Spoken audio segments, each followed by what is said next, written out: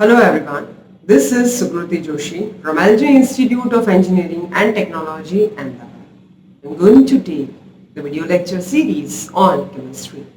The subject code for it is 3110001. In our previous sessions of chemistry, we have started certain topics of our chapter number 5, which is nanomaterials. So, in nanomaterials, we have observed there are two different techniques or two different approaches to handle, to process or to synthesize any kind of nanomaterial.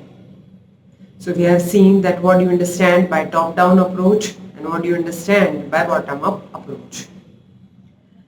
In top-down approach, we have studied about nanolithography in detail.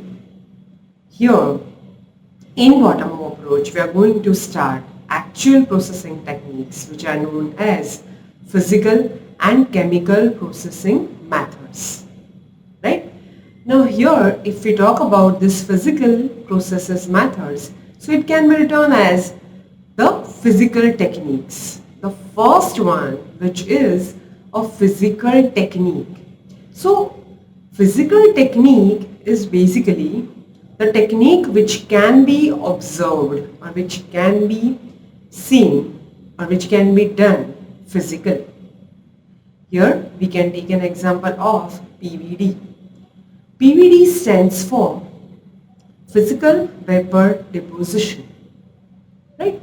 Now understood it here properly that in bottom-up approach what we do, we go atom by atom, molecule by molecule, and same way cluster by cluster to produce the nanomaterials. Here, as we all know that we have seen the physical vapor deposition. So this PVD, okay, this PVD basically involves the condensation of the vapor phase species evaporation, either a thermal evaporation or either a E-beam evaporation. So it involves basically the condensation of the vapor phase species. So what we do, either using a thermal or E-beam, we condense that particular, we do this thing using the vapor phase species, right? Vapor phase species are condensed on a particular surface. In this manner, it creates a deposition and it creates a whole layer of the nanomaterials. It involves the generation and condensation of the vapor phase species via thermal evaporation or via sputtering or through laser ablation. We can use electron beam, we can use certain kind of thermal sources, we can use laser ablation for that. Right? It depends on the technique that which you want to use. That depends upon the sources. Okay? This technique is based in the heat produced by high energy electron beam bombardment on the material to be deposited. So we need to understand that this is the phenomenon, this is whole phenomenon, and after that just by deposition, this is basically a deposition of the material. Okay.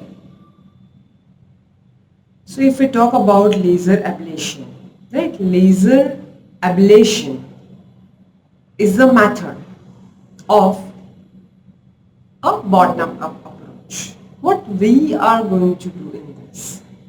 So in this particular method, the solid metal rod is ablated using an NdYAG laser. NdYAG laser means it contains Nd, that is neon, deuterium, ytterbium, Ag stands for argon laser. So it is NdYAG laser, which is in a very high power in a chamber containing argon gas. Right? Now, in the plasma that results from the laser ablation, metal atoms are evaporated and condensed on water-cooled substrate.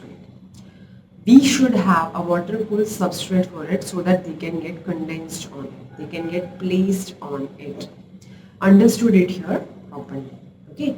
Now later the substrate is heated to remove the impurities. All the impurities will be removed at very high temperatures and the main material will be obtained here. Now, here nanoparticles of gold, palladium, iron and compounds of sulfide are prepared using this particular method because it gives us very precise results. And when you get any kind of precise results, that technique will be used widely. Okay? Now, till now we have observed this physical techniques. Now we will see that what are the chemical techniques. So if you talk about the chemical techniques, it involves CVD. Okay, CVD stands for chemical vapor deposition. Here, deposition of the vapor phase of reaction species like Sol-Gel method, self-assembled monolayer method, certain can be used, right? It is basically, CVD is a chemical process used to produce high purity, high performance solid materials. And this process is often used in the semiconductor industry. They are widely used in the semiconductor industry to produce the thin films. Okay, these thin films are widely used in nano semiconductors and various. We will see the applications afterwards, but we can observe it typically. Okay, now in a typical CVD process, the wafer, that is substrate, is exposed to one or more volatile precursors which react and decompose on the substrate surface to produce the desired deposit. Okay. Now here what you need to understand is you would have a wafer which is exposed to one or more volatile precursor. Precursor means the starting material. The starting material is volatile in nature that will be exposed to, or the wafer, the below level will be exposed to the precursors, right? These precursors are volatile in nature which react or decompose on the substrate surface to produce the desired deposit.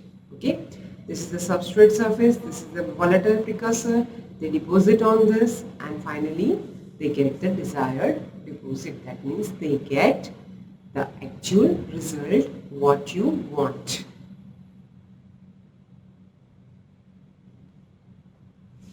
Now we will see properties and applications of fullerenes and fullerols. Right? From this particular part, we are going to start the properties and applications of various nanoparticles and nanomaterials, so that we get an idea that where these things are actually applied and where it is actually utilized. Okay, and why they are so much applied in the routine day-to-day life. Fine. Now, a fullerene is any molecule composed entirely of a carbon in the form of a holosphere, an ellipsoid or a tube. Right? Spherical fullerenes are also called buckyballs and cylindrical ones are called carbon nanotubes. Here various types of fullerenes are there. For an example, buckyball clusters, nanotubes and nano onions. Okay, we will see that how and why they are utilized here. Next is their properties. If we talk about the properties, the first property that came into our mind is aromaticity. Okay, researchers have been able to increase the reactivity of the fullerenes by attaching the active groups to their surfaces. Right? It is possible. Now, Buckminster fullerene does not exhibit super aromaticity. What is the meaning of this super aromaticity?